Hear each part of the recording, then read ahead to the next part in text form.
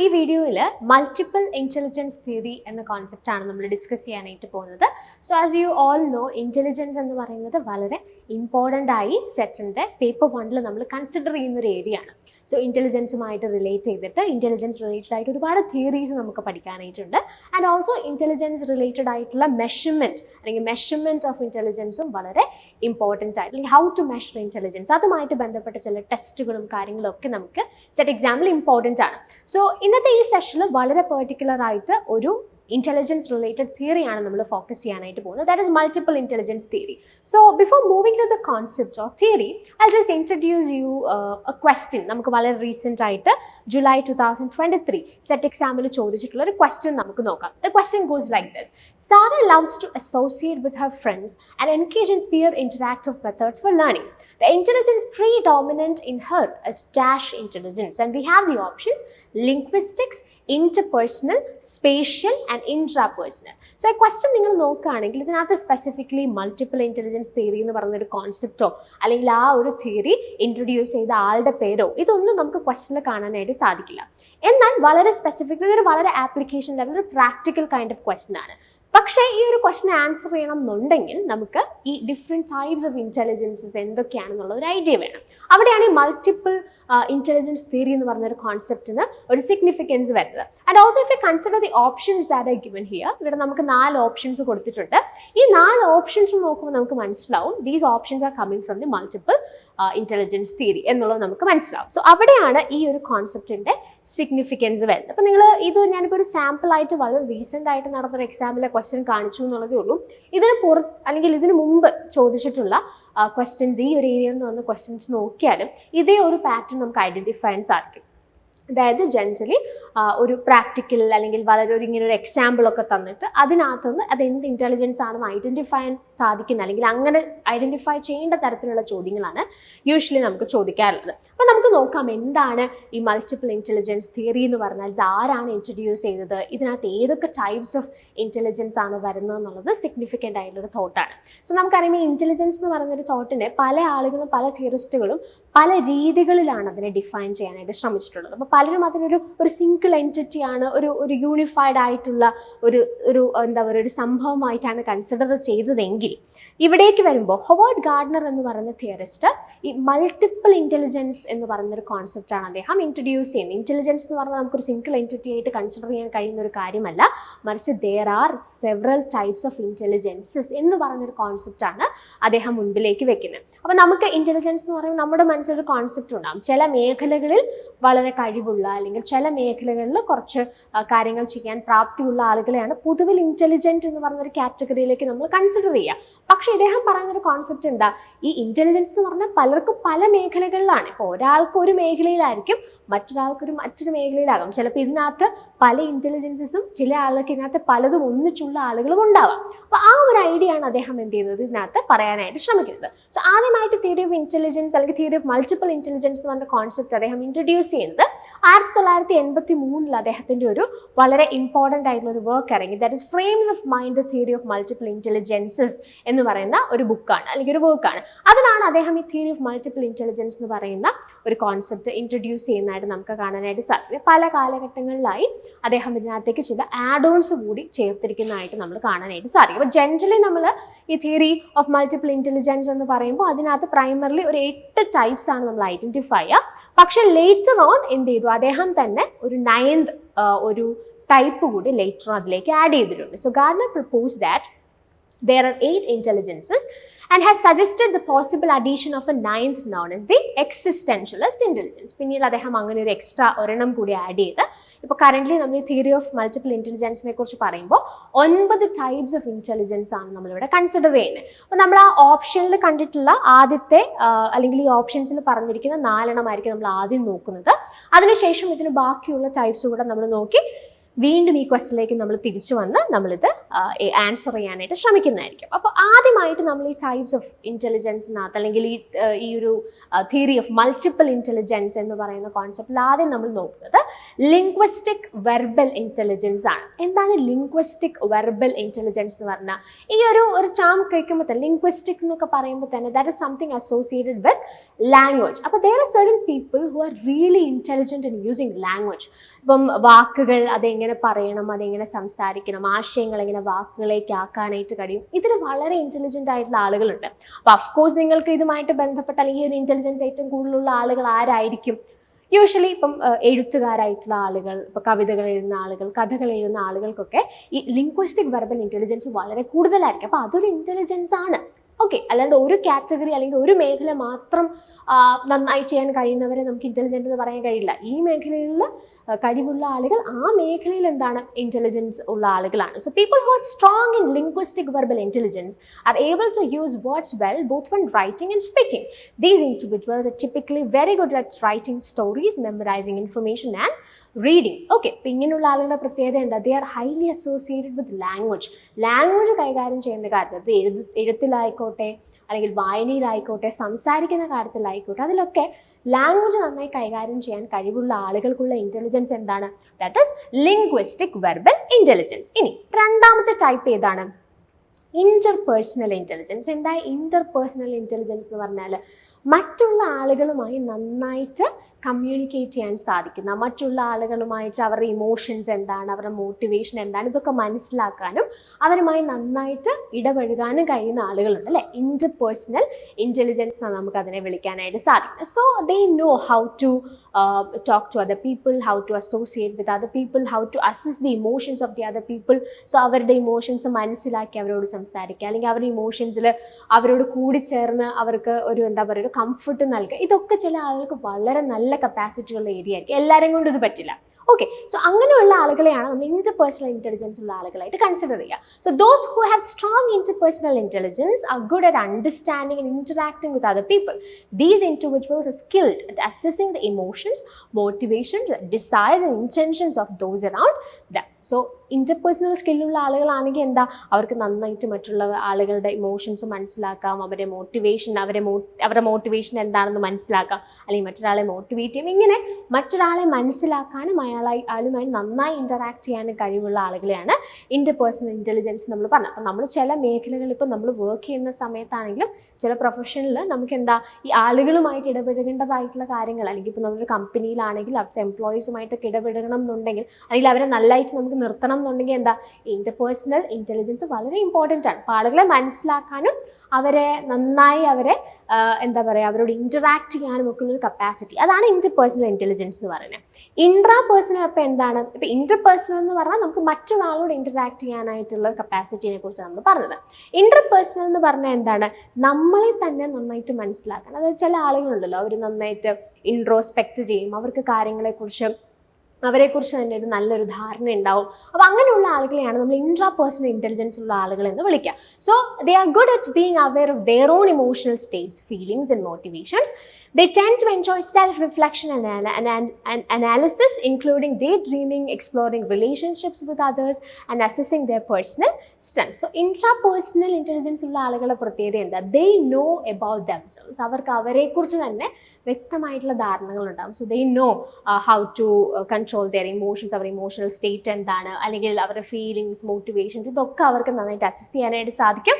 And they explore their relationship with others. അപ്പോൾ ഇങ്ങനെ ഒരു സെൽഫ് അണ്ടർസ്റ്റാൻഡിംഗ് ഉള്ള ആളുകളെ സംബന്ധിച്ച് ആ രീതിയിൽ മറ്റുള്ള ആളുകളെ ഹെൽപ്പ് ചെയ്യാനും അവർക്ക് അവരുടെ ആ ഒരു സെൽഫ് അത് കണ്ടെത്താനും സ്വന്തമായിട്ട് മോട്ടിവേറ്റഡ് ആവാനും ഒക്കെ മറ്റുള്ളവരെ ഹെൽപ്പ് ചെയ്യാനും ഇങ്ങനെയുള്ള ആളുകൾക്ക് പലപ്പോഴും സാധിച്ചേക്കും. അപ്പോൾ ആ രീതിയിലുള്ള ആളുകളെയാണ് നമ്മൾ ഇൻട്രാപേഴ്സണൽ ഇൻ്റലിജൻസ് ഉള്ള ആളുകൾ എന്ന് വിളിക്കുക.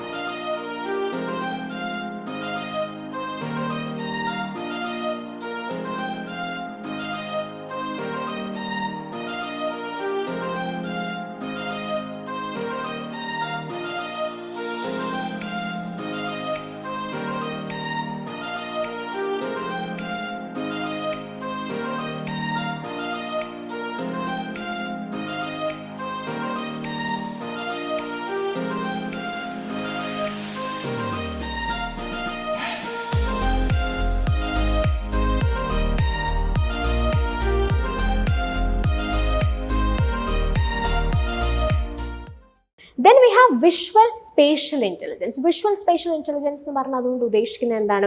അതായത് നമുക്ക് കാര്യങ്ങൾ വിഷ്വലൈസ് ചെയ്യാനായിട്ടുള്ള കപ്പാസിറ്റി ഉള്ള ആളുകളുണ്ട്. ഒരു കാര്യം നമ്മുടെ മനസ്സിൽ ഇപ്പോൾ ഒരു ഐഡിയ ഉണ്ടെങ്കിൽ ആ കാര്യത്തെ വിഷ്വലൈസ് ചെയ്ത് കാണുക, അല്ലെങ്കിൽ അതിനെ ഇപ്പോൾ ഒരു മോഡലായിട്ടൊക്കെ അവതരിപ്പിക്കാനായിട്ട് കപ്പാസിറ്റി ഉള്ള ആളുകളുണ്ടാവും. അവരെയാണ് നമ്മൾ വിഷ്വൽ സ്പേഷ്യൽ ഇൻ്റലിജൻസ് ഉള്ള ആളുകൾ എന്ന് പറയാം. So people who are strong in visual spatial intelligence are good at visualising things. These individuals R often good with directions as well as maps, charts, videos and pictures. അപ്പോൾ അവരുടെ മനസ്സിലുള്ള ഐഡിയാസിനെ visualise ചെയ്ത് അവതരിപ്പിക്കാൻ, അല്ലെങ്കിൽ അങ്ങനെ വിഷ്വലൈസ് ചെയ്ത് കാണാൻ, ഒരു സ്പേസിൽ അതിനെ വിഷ്വലൈസ് ചെയ്ത് കാണാനൊക്കെ കപ്പാസിറ്റി ഉള്ള ആളുകളെയാണ് നമ്മൾ വിഷ്വൽ സ്പേഷ്യൽ ഇൻ്റലിജൻസ് ഉള്ള ആളുകൾ എന്ന് പറഞ്ഞത്. കാരണം ഏറ്റവും നല്ലൊരു എക്സാമ്പിൾ എന്ന് പറഞ്ഞാൽ ഇപ്പോൾ ഇങ്ങനെയുള്ള ആളുകൾക്ക് ഇപ്പം എന്തൊരു മാപ്പും അങ്ങനത്തെ കാര്യങ്ങളൊക്കെ കൊടുത്തു കഴിഞ്ഞാൽ മാപ്പ് നോക്കിയിട്ട് കറക്റ്റായിട്ട് ആ സ്പേസ് അവർക്ക് ഐഡൻറ്റിഫൈ ചെയ്യും, എന്താണ് എവിടെയാണ് ഈ മാപ്പിൽ പറഞ്ഞിരിക്കുന്ന കാര്യം ആ ഒരു സ്പേസിൽ വിഷ്വലൈസ് ചെയ്ത് ഡയറക്റ്റ്ലി മനസ്സിലാക്കാൻ കപ്പാസിറ്റി ഉള്ള ആളുകളുണ്ട്, അല്ലെങ്കിൽ അത് നന്നായിട്ട് ചെയ്യാൻ പറ്റുന്നവരുണ്ട്. അവരെയാണ് വിഷ്വൽ സ്പേഷ്യൽ ഇൻ്റലിജൻസ് ഉള്ള ആളുകൾ എന്ന് പറഞ്ഞത്. അല്ലെങ്കിൽ അവരുടെ മനസ്സിലുള്ള ഐഡിയനെ വിഷ്വലൈസ് ചെയ്ത് മറ്റുള്ള മുമ്പിൽ അവതരിപ്പിക്കാനൊക്കെ പറ്റുന്ന ആളുകളുണ്ട്. അപ്പോൾ അങ്ങനെയുള്ള ആളുകളെ നമുക്ക് ഈ ഒരു ഇൻ്റലിജൻസ് ഉള്ളവരായിട്ട് കൺസിഡർ ചെയ്യാം.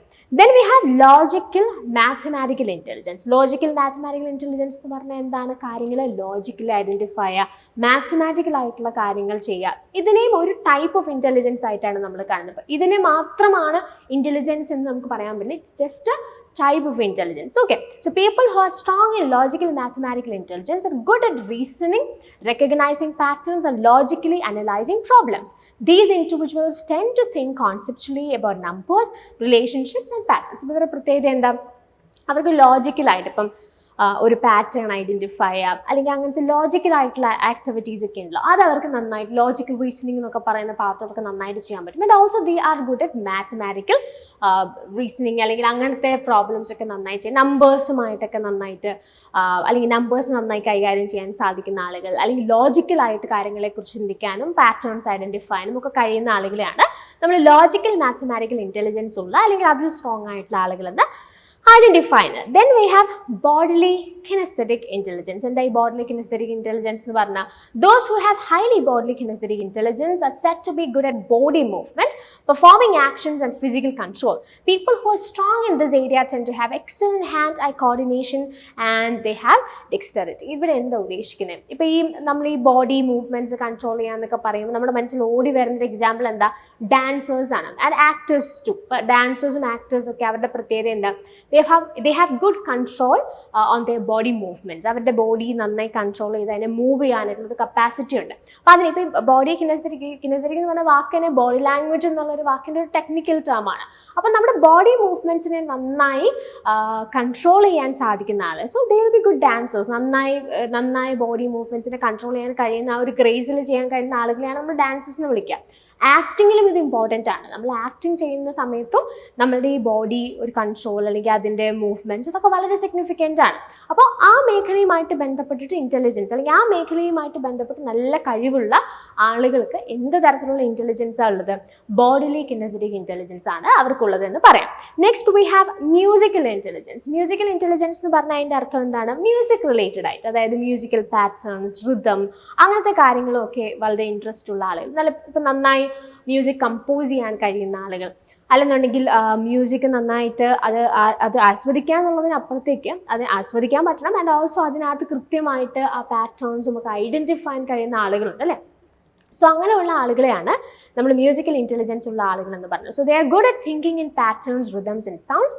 They have a strong appreciation for music and are often good at musical composition and performance. So ഇപ്പോൾ നമ്മൾ ഇൻസ്ട്രുമെൻറ്റ്സ് ഒക്കെ വായിക്കുന്ന ആളുകളൊക്കെയാണ് നന്നായി, അവർക്കൊക്കെ മ്യൂസിക്കൽ ഇൻ്റലിജൻസ് ആയിരിക്കുള്ളത്. അപ്പോൾ അവരുടെ മനസ്സിലുള്ള ആ ഒരു എന്താ പറയുക, ഒരു ട്യൂൺ അതൊരു ഇൻസ്ട്രുമെൻറ്റിൽ വായിക്കുന്നു, അല്ലെങ്കിൽ മ്യൂസിക് കമ്പോസ് ചെയ്യുന്ന ആളുകൾ, ഇവർക്കൊക്കെ മ്യൂസിക്കൽ ഇൻ്റലിജൻസ് ആണ് ഉള്ളതെന്ന് നമുക്ക് പറയാം. Then we have naturalistic intelligence. Naturalistic intelligence എന്ന് പറഞ്ഞാൽ എന്താ? നേച്ചറുമായിട്ട് വളരെയധികം ഇഴുകിച്ചേർന്ന് ജീവിക്കുന്ന, അല്ലെങ്കിൽ നേച്ചറിൻ്റെ ചെറിയ ചെറിയ മാറ്റങ്ങൾ വരെ നന്നായി ശ്രദ്ധിക്കുകയും അത് മനസ്സിലാക്കുകയും ചെയ്യുന്ന ആളുകളുണ്ട് അല്ലേ?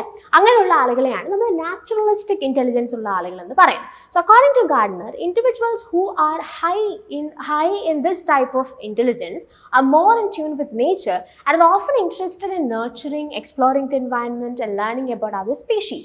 These individuals are said to be highly aware of even subtle changes to their environments. അപ്പോൾ ഇവർ ഭയങ്കരമായി നേച്ചറുമായി ബന്ധപ്പെട്ട് നേച്ചറുമായിട്ട് ഇഴുകിച്ചേർന്ന് അതിൻ്റെ വ്യത്യാസങ്ങൾ അല്ലെങ്കിൽ നേച്ചർ ഇപ്പം ഒരു കാര്യം ചെയ്യണം എന്നുണ്ടെങ്കിൽ തന്നെ നേച്ചറിനെ എങ്ങനെ നമുക്ക് ബുദ്ധിമുട്ടിക്കാതെ അല്ലെങ്കിൽ നാച്ചുറൽ ആയിട്ടുള്ള കാര്യങ്ങൾ നിലനിർത്തിക്കൊണ്ട് എങ്ങനെ ചെയ്യാം, ഇങ്ങനെയുള്ള രീതിയിലൊക്കെ ചിന്തിക്കുന്ന ആളുകളെയാണ് നാച്ചുറലിസ്റ്റിക് ഇൻ്റലിജൻസ് ഉള്ള ആളുകളായി നമ്മൾ ഐഡൻറ്റിഫൈ ചെയ്യുന്നത്.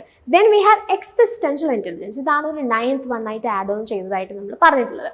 എക്സിസ്റ്റൻഷ്യൽ ഇൻ്റലിജൻസ് എന്ന് പറഞ്ഞാൽ എന്താണ്? They actually focuses or they conceptualizing or tackling deeper or larger questions about human existence, such as the meaning of life, why are we born, why do we die, what is consciousness, or how did we get here. So these people, they are more sensitive to, or they are having the capacity to think about the human existence, the meaning of things and all that. എന്ന് പറഞ്ഞാൽ കുറച്ചൊരു ഫിലോസോഫിക്കലായിട്ടൊക്കെ കാര്യങ്ങൾ ചിന്തിക്കുന്ന, നമ്മുടെ എക്സിസ്റ്റൻസിനെ കുറിച്ച്, നമ്മൾ എവിടെ നിന്ന് വന്നു, എങ്ങോട്ടേക്ക് പോകുന്നു, നമ്മൾ മരിച്ചാൽ എന്ത് സംഭവിക്കും, അല്ലെങ്കിൽ ജീവിതത്തിൻ്റെ ലൈഫിൻ്റെ മീനിങ് എന്താണ് കോൺഷ്യസ്നെസ് എന്ന് പറഞ്ഞാൽ ഇങ്ങനെയുള്ള കാര്യങ്ങളെക്കുറിച്ചൊക്കെ ചിന്തിക്കുകയും അതിനെക്കുറിച്ച് സംസാരിക്കുകയും അതിനെക്കുറിച്ച് വളരെ ഡീപ്പായിട്ട് ആലോചിക്കുകയൊക്കെ ചെയ്യുന്ന മനുഷ്യരുണ്ട്. അതും ഒരു ഇൻ്റലിജൻസ് ആണ്. That is existential intelligence. ഇങ്ങനെയുള്ള കാര്യങ്ങളെക്കുറിച്ച് സംസാരിക്കുകയും അല്ലെങ്കിൽ അതിനെക്കുറിച്ച് ചിന്തിക്കുകയും അതിനെക്കുറിച്ച് വളരെ ആഴത്തിലുള്ള കോൺസെപ്റ്റുകൾ മനസ്സിലാക്കാൻ ശ്രമിക്കുന്ന ആളുകളുണ്ട്. അതും എന്താണ്? That is again A type of intelligence. അതിന് നമുക്ക് എക്സിസ്റ്റൻഷ്യൽ ഇൻ്റലിജൻസ് എന്ന് പറയാം. സോ ഈ കോൺസെപ്റ്റിൽ നമ്മൾ ഉദ്ദേശിക്കുന്നത് എന്താ? There are multiple types of intelligences. Intelligence എന്ന് പറയുന്നത് there are lot of type അല്ലെങ്കിൽ മൾട്ടിപ്പിൾ ഇൻ്റലിജൻസസ് ഉണ്ട്. അപ്പോൾ നമ്മൾക്ക് ഓരോരുത്തർക്കും ഓരോ മേഖലയിലായിരിക്കും നമ്മൾ ഇൻ്റലിജൻ്റ് ആയിട്ടുള്ളത്. ചില ആളുകൾക്ക് ഇതിൻ്റെ കോമ്പിനേഷനും മേ ബി കണ്ടു എന്ന് പറയും. ഇതിലിപ്പോൾ നമ്മൾ പറഞ്ഞതിൽ തന്നെ ചിലപ്പോൾ നിങ്ങൾക്ക് പലർക്കും ഇതിനകത്ത് പല കാര്യങ്ങൾ നന്നായി ചെയ്യാൻ കഴിയുന്ന ആളുകളായിരിക്കും. അപ്പോൾ നിങ്ങൾക്ക് എന്താ ആ ഇൻ്റലിജൻസ് എല്ലാം നിങ്ങൾക്കുണ്ടെന്ന് വേണമെങ്കിൽ നമുക്ക് പറയാനായിട്ട് സാധിക്കും. സോ ഈ ഒരു ഐഡിയ ആണ് അദ്ദേഹം മുമ്പോട്ട് വെക്കാനായിട്ട് ശ്രമിക്കുന്നത്. അപ്പോൾ നമുക്കിനി ക്വസ്റ്റ്യനിലേക്ക് വരാം. നമ്മൾ ജൂലൈ 2023 ചോദിച്ചൊരു സാമ്പിൾ ക്വസ്റ്റ്യൻ കണ്ടിരുന്നു. ക്വസ്റ്റ്യൻ എന്താ നമ്മളോട് ചോദിക്കുന്നത്? Sara loves to associate with her friends and engage in peer interactive methods for learning. അപ്പോൾ സാറയുടെ ഒരു പ്രത്യേകത എന്താ? She loves to associate with her friends. അവളുടെ കൂടെയുള്ള ആളുകളുമായിട്ട് അവൾക്ക് നന്നായിട്ട് അസോസിയേറ്റ് ചെയ്യാൻ അവൾക്ക് ഇഷ്ടമാണ്. And also she engages in peer interactive methods of learning. അവരുമായിട്ട് അസോസിയേറ്റ് ചെയ്ത് പഠിക്കാനും അവളുടെ സെയിം ഏജിലുള്ള ആളുകൾ, എനിക്ക് അവളുടെ പിയർ, അവളുടെ ഫ്രണ്ട്സൊക്കെ ആയിട്ട് ഒന്നിച്ച് ഇൻറ്ററാക്ട് ചെയ്യാനും അവരുമായിട്ട് പഠിക്കാനും ഒക്കെ അവൾക്ക് ഇഷ്ടമാണ്. അവളത് ചെയ്യാറൊക്കെ ഉണ്ട്. അപ്പോൾ അവൾക്ക് എന്ത് തരത്തിലുള്ള ഇൻ്റലിജൻസ് ആയിരിക്കും ഉണ്ടാവുക? ലിംഗ്വിസ്റ്റിക്സ് എന്ന് പറഞ്ഞാൽ എന്താ? ലിംഗ്വിസ്റ്റിക് എന്ന് പറയുമ്പോൾ അത് കുറച്ചുകൂടെ വെർബൽ. ഇൻ്റലിജൻസ് എന്ന് പറയുമ്പോൾ കുറച്ചുകൂടെ വേർഡ്സ് റിലേറ്റഡ് ആണ് അല്ലേ? സ്പേഷ്യൽ എന്ന് പറഞ്ഞാൽ എന്താ? വിഷ്വലൈസ് ചെയ്യാനുള്ള കപ്പാസിറ്റി ആണ്. ഇൻട്രാപേഴ്സണൽ എന്ന് പറഞ്ഞാൽ നമ്മളെക്കുറിച്ച് തന്നെ നല്ല അണ്ടർസ്റ്റാൻഡിങ് ഉണ്ടാവുക എന്നുള്ളൊരു കോൺസെപ്റ്റ് ആണ്. സോ ഏതാവിടുത്തെ right answer? That is interpersonal intelligence. So interpersonal intelligence ആണ് സാരയ്ക്കുള്ളത്. She has the capacity to interact with others and she loves to interact or associate with her friends and all that. So the intelligence that Sarah has is interpersonal. So the right answer for this question is option B. So ഈ സെഷനിൽ നമ്മൾ intelligence related ആയിട്ടുള്ള വളരെ significant ആയിട്ടുള്ള ഒരു തിയറിയാണ് discuss ചെയ്തത്. So നമുക്ക് ഈ ഒരു ക്വസ്റ്റ്യൻസ് അല്ലെങ്കിൽ ഈ ഒരു ഏരിയ എന്നുള്ള ക്വസ്റ്റ്യൻ ഞാൻ ഓൾറെഡി പറഞ്ഞു. ഇങ്ങനെ വളരെ ഒരു ആപ്ലിക്കേഷൻ ലെവൽ അല്ലെങ്കിൽ വളരെ പ്രാക്ടിക്കൽ ആയിട്ടുള്ള രീതിയിലാണ് സോഫാർ നിങ്ങൾ ക്വസ്റ്റ്യൻസ് പരിശോധിക്കുകയാണെങ്കിൽ മൾട്ടിപ്പിൾ ഇൻ്റലിജൻസ് തിയറിയിൽ നിന്ന് ക്വസ്റ്റ്യൻസ് വരുന്നതായിട്ട് നമ്മൾ കാണാറുണ്ട്. സോ ആ രീതിയിൽ നിങ്ങൾക്ക് അങ്ങനെ ഒരു എന്താ പറയുക, ഇതിനകത്തൊരു കോൺസെപ്ച്വൽ സൈഡുണ്ട്. തിയറി മനസ്സിലാക്കുക എന്നുള്ളതിനോടൊപ്പം തന്നെ ഇങ്ങനൊരു ക്വസ്റ്റ്യൻ വന്നാൽ അതിനെ എങ്ങനെ നമ്മൾ മനസ്സിലാക്കണം, അല്ലെങ്കിൽ ഇങ്ങനെ ഒരു എക്സാമ്പിൾ നമുക്ക് തരുമ്പോൾ അതിനെ നമ്മൾ എങ്ങനെ റീഡ് ചെയ്യണം എന്നുള്ളതും വളരെ ഇമ്പോർട്ടൻ്റ് ആയിട്ടുള്ളൊരു കാര്യമാണ്. അപ്പോൾ ഈ ഒരു രീതിയിൽ നിങ്ങളുടെ സെറ്റിൻ്റെ പഠനം നിങ്ങൾക്ക് വളരെ ഇഫക്റ്റീവായിട്ട് കൊണ്ടുപോകാനായിട്ട് സാധിക്കും. നന്നായി തിയറീസ് പഠിക്കുക and also practice questions so that you will get an idea എങ്ങനെയാണ് ഈ ക്വസ്റ്റ്യൻസ് നമുക്ക് വളരെ പ്രാക്ടിക്കലി ഒരു ക്വസ്റ്റ്യനിലേക്ക് അപ്ലൈ ചെയ്യാനായിട്ട് സാധിക്കുന്നത് എന്നുള്ളതിനെ പറ്റി ഒരു ധാരണയും നമുക്ക് വരും. സോ അതും ഇമ്പോർട്ടൻ്റ് ആണ്. സോ ഇങ്ങനെ ഒരു സിസ്റ്റമാറ്റിക് ആയിട്ടുള്ളൊരു പഠനം നിങ്ങൾക്ക് നിങ്ങളുടെ സെറ്റിന് ആവശ്യമാണ് എന്ന് തോന്നുന്നുണ്ടെങ്കിൽ തീർച്ചയായിട്ടും ആപ്പിൾബി അക്കാഡമിയുടെ സെറ്റ് കോഴ്സസ് നിങ്ങൾക്ക് പരിഗണിക്കാവുന്നതാണ്. നമ്മൾ മേജറായിട്ട് എക്കണോമിക്സ്, കൊമേഴ്സ്, ജനറൽ പേപ്പർ എന്നീ വിഷയങ്ങൾക്കാണ് സെറ്റ് കോച്ചിങ് പ്രൊവൈഡ് ചെയ്യുന്നത്. സോ നിങ്ങൾക്ക് കോഴ്സിനെ കുറിച്ച് ഉള്ള കൂടുതൽ ഡീറ്റെയിൽസ് അറിയണം എന്നുണ്ടെങ്കിൽ നിങ്ങൾക്ക് താഴെ കൊടുത്തിരിക്കുന്ന നമ്പറിൽ കോൺടാക്ട് ചെയ്യാവുന്നതാണ്. അതല്ല നിങ്ങൾ സെൽഫായി പ്രിപ്പയർ ചെയ്യുന്ന ഒരാളാണ്, നിങ്ങൾ സ്വന്തമായി പഠിക്കാൻ ആഗ്രഹിക്കുകയും അതിനനുസരിച്ച് അങ്ങനെ മെറ്റീരിയൽ കളക്ട് ചെയ്തൊക്കെ പഠിക്കാൻ ആഗ്രഹിക്കുന്ന ആളുകളാണെന്നുണ്ടെങ്കിൽ നിങ്ങളുടെ സെൽഫ് പ്രിപ്പറേഷനിലും ആപ്പിൾബി അക്കാഡമിക്ക് നിങ്ങളെ സഹായിക്കാനായിട്ട് സാധിക്കും. സോ നമുക്ക് വാട്സപ്പ് ഗ്രൂപ്പ്സ് ഉണ്ട്. എക്കണോമിക്സിനും കൊമേഴ്സിനും പേപ്പർ 1-നും സെപ്പറേറ്റ് ആയിട്ടുള്ള വാട്സപ്പ് ഗ്രൂപ്പ്സ് ഉണ്ട്.